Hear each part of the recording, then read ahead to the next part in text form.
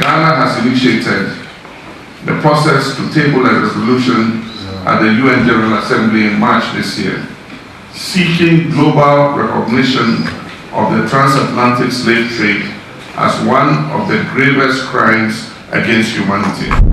A freedom that has often been denied them. The freedom to choose to remain in their country, to contribute to its growth without being forced to leave it, often paying unscrupulous traffickers to risk their lives in an attempt to cross the Mediterranean. Those who believe that migration is necessary and indispensable are in fact acting selfishly. If young people leave their land and their people in pursuit of the promise of a better life, what will become of the history, culture, and existence of the country they have abandoned? Me no say, His Excellency John Dramani Mahama na ne to just say occupy mo AU, the African Union, na odin simbi to. Now right after His Excellency John Dramani Mahama Edison Assembly to Ena Italy president, an Italian president, Giorgia Meloni, also odin simbi ebe to.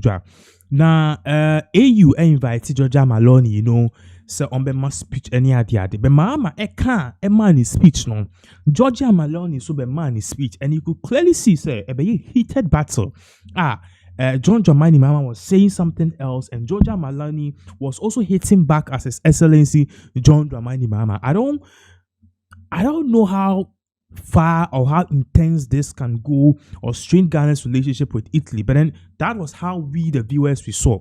Now for those of you I'm going to share video no the Mahama kasa ya ema Italian President Giorgia Meloni and also back out or back kasa bebre. This was what John Dramani Mahama said. Oh, share a brief video of what he said. But then John Dramani Mahama and some of the two journalists say Abrofone be colonize it. We understand. When we colonize it, they took a lot of things, our good. They robbed us of our monies, our resources, and even far from all of these things, President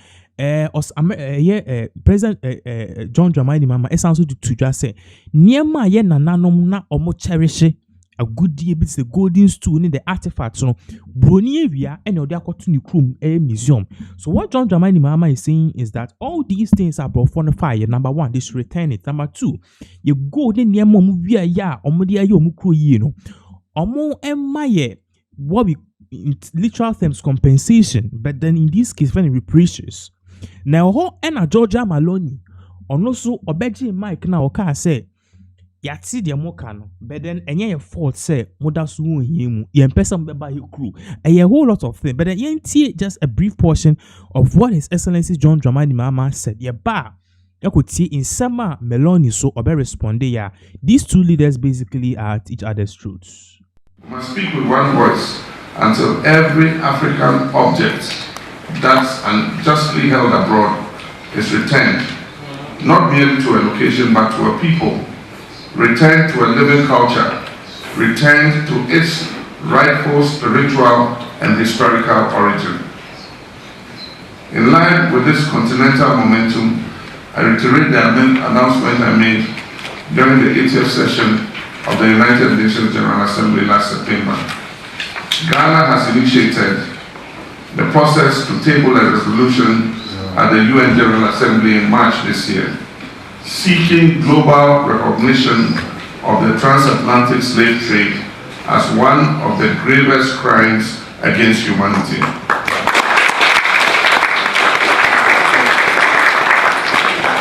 This is not symbolic diplomacy, it's a necessary moral clarification of history. I urge the forthcoming 39th Assembly of the AU to lend full and unflinching support to this historic resolution. A zero draft of the proposed resolution will soon be circulated to all member states for consultation and coordinated advocacy.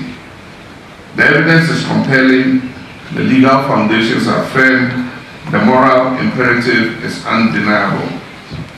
And so let Addis Ababa 2026 mark a turning point. Let it be said that in 2026 in Addis Ababa, Africa chose to honor its past and to define its future.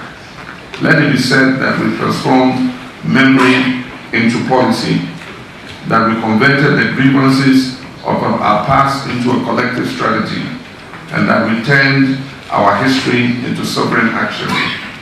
Let us not defer justice, let us not postpone dignity, let us act, and let us act together. Okay, so that is what His Excellency John Dramani Mahama edit to just say, or they obey to a table resolution, and that's all the same done UN say. A profound number year organ and a crime. Omuvia ya niema. Omufa sanye many nina embra back. Now, Giorgia Meloni, Italian Prime Minister, also be Kasai. But quick one, or say, Mama Esa Posti, or say, as I announced during the 80th session of the United Nations General Assembly in September last year, I have initiated a process to table a resolution at the General Assembly in March this year, seeking global recognition and seeking global recognition of the transatlantic slave trade as the grievous crime against humanity. Now, Oba down has said so. Mahama Eka say, in my report to the General Assembly, that's the African Union Heads of State this morning, I'm advancing cause of justice and payment of reparations of Africans and people of African descent. So, same way na Mahama Eka say, or Sansu got to UN in him say, the America for the UN, UK for be no. A greatest crime, no. Aside from that crime, or parties or justice. Justice, they say, no more fire, no. They need to compensate us or give our monies, our gold, and things back to us. Because he seek a enomiko sees your mukro. Now, we and anye Italian Prime Minister there. Donald Trump, na down for if any Italian, if it's a Giorgia Meloni. And all parties, or better, sorry, na amount for if it desert so. If Ghana and Libya desert so more by Italy, or see a sermon. And you know, yeah, slave trade. Generations, ne papa no. So you can't tell her to pay for the sins of ne papa no. And then no, obia when the resources. Italy for air dream Ghana for so munje nobody should come to the crew. The onoka say immigration. Yenti in sama Giorgia Meloni or the Tuja. In short, our point of view is that Italy and Europe cannot think about the future without taking Africa into proper consideration, because our future also depends on yours. Aware of this, Italy intends to continue to be a privileged bridge between Europe and Africa, making available the strength of its institutions, its great tradition of dialogue, and the expertise of its companies. We want to do this also to achieve another goal that we all consider momentous, to guarantee the men and women of this continent a freedom that has often been denied them, the freedom to choose to remain in their country, to contribute to its growth without being forced to leave it, often paying unscrupulous traffickers to risk their lives in an attempt to cross the Mediterranean. Those who believe that migration is necessary and indispensable are in fact acting selfishly. If young people leave their land and their people in pursuit of the promise of a better life, what will become of the history, culture, and existence of the country they have abandoned? These words are not mine, nor those of a political leader, but of a son who is proud of Africa and who holds Africa's future close to his heart, which is the Guinean Cardinal Robert Sarah. Clearly,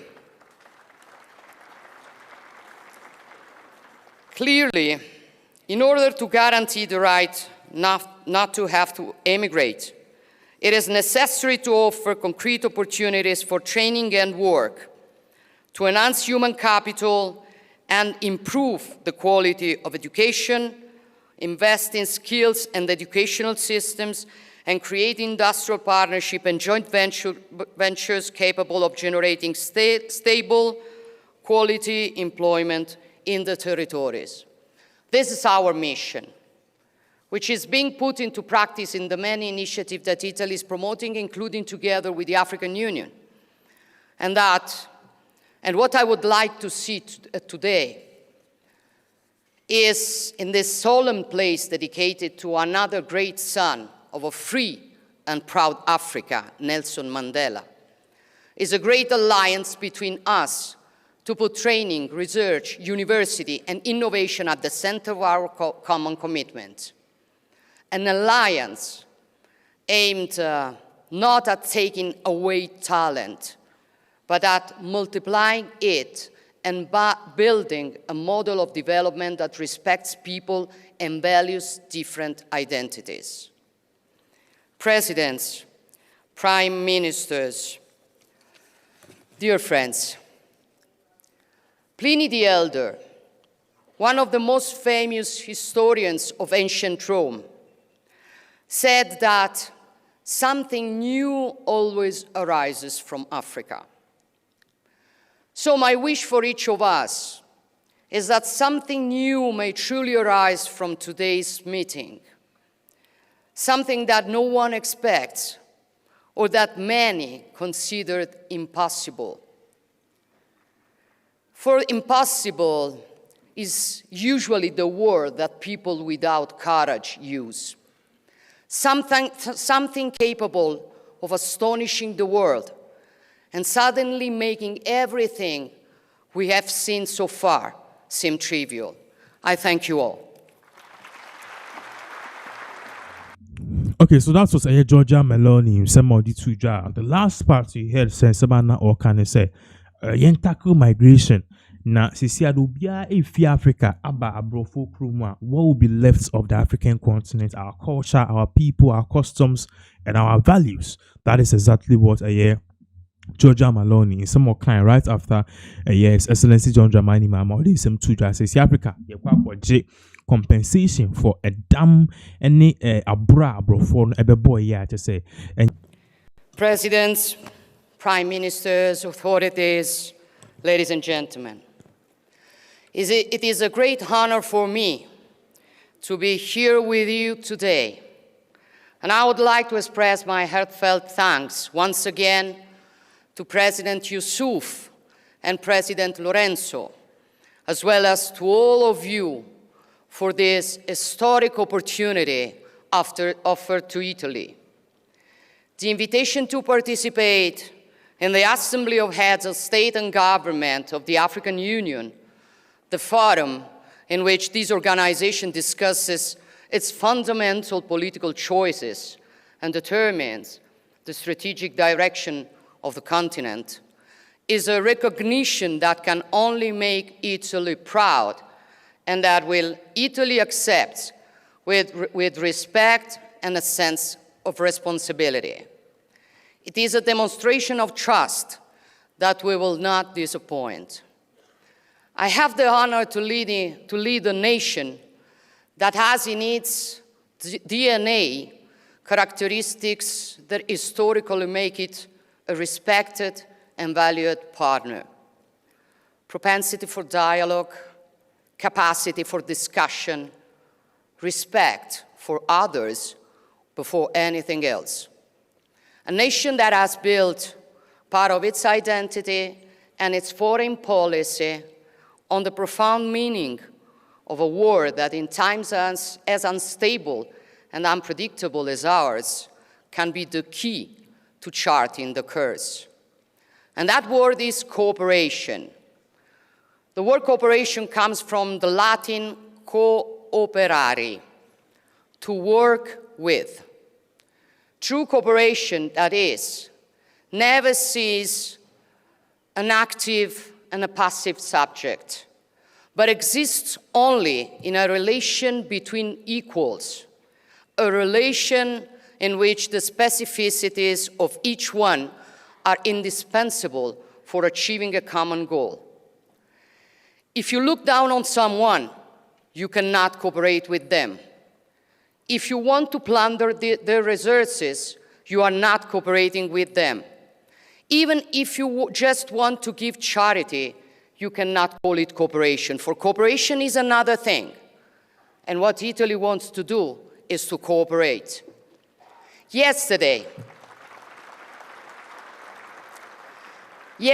together with many of you, we attended the second Italy-Africa Summit, the first ever to be held on this continent. I would like to thank the Ethiopian Prime Minister, my friend Abiy Ahmed, and the leaders of the African Union for their hospitality and cooperation in organizing the event. In that context, we discussed what we can do to further strengthen and consolidate one of the most concrete outcomes of this idea of cooperation, which is the Mattei Plan for Africa. The investment plan that Italy has implemented in various nations of the continent in areas ranging from infrastructure to agriculture, from health to training. This is a strategy that we have built together because we do not conceive of the Mattei Plan as an Italian plan for Africa, but as Italy's contribution to your agenda, with a particular focus on this year on water-related projects. It is an open platform for putting our know-how, our technologies, our investments at the service of the objectives that the African Union has set out in Agenda 2063, starting with the creation of a continental free trade area that is integrated and prosperous. This is an ambitious goal which we will support and which will require efficient, secure, and fast economic interconnections in order to be achieved. Like the Lobito corridor, the railway and infrastructure backbone that will connect African markets to global ones and bring people, ideas, and economies closer together. A strategic project that sees Italy at the forefront together with the United States and the European Union. In short, the Mattei Plan is a comprehensive strategy that generates concrete benefits for our peoples and aims to continually expand its scope, relying on the irreplaceable contribution of major United Nations agencies, and I want to thank the Secretary General Antonio Guterres, but also the World Bank, the African Development Bank, and many other partners who increasingly share our vision. 2 years ago in Rome, we set out the course together. And in recent years, we have followed it with consistency and determination, adding a new piece to the mosaic each time and bringing new nations on board every year. We have done so on many fronts, starting with what I consider to be crucial for building a true free Africa capable of determining its own destiny, addressing the issue of debt. We wanted to chart a course on this issue as well. Therefore, Italy has decided to launch a vast program to convert the debt of African nations, which includes, among its main points, the complete transformation of the debt of the most fragile and vulnerable countries into investments, and the strengthening of the contribution to the World Bank's AIDA funds. Similarly, we've introduced specific debt suspension clauses into our bilateral loans, allowing African nations affected by extreme weather events to free up fiscal space to help their population and rebuild essential infrastructures. These are choices based on justice and responsibility, which are crucial for freeing up resources that are vital for development and for assuring peace and prosperity, including in those areas of the continent that are currently more affected than others by instability, insecurity, and serious humanitarian crises, such as neighboring Sudan and Eastern Democratic Republic of Congo. But we also want our collaboration to be political at the multilateral level. We want to help strengthen the valuable work carried out daily by the African Union, ensuring greater consistency to the mediation activities carried out by the UN and the European Union and key international partners. We will continue to do our part because we are aware that the future of Italy and Europe also depends on a secure, prosperous, and peaceful Africa. It is often said in the many analyses of the troubled and complex times we are living in that history has started running again. This is true. And my opinion is that today it is running here. Africa is not a marginal chapter in this story, far from it. And those who do not understand this scenario risk being left behind. But those who understand this scenario see the reality. A continent with 1,000 peculiarities and 1,000 demands, some of which are very different from each other. A continent rich in resources, raw materials, and arable land, which can count on a decisive force in the age of knowledge, which is human capital. This is why Italy has focused much of its energy on training projects for young people, including in the field of artificial intelligence,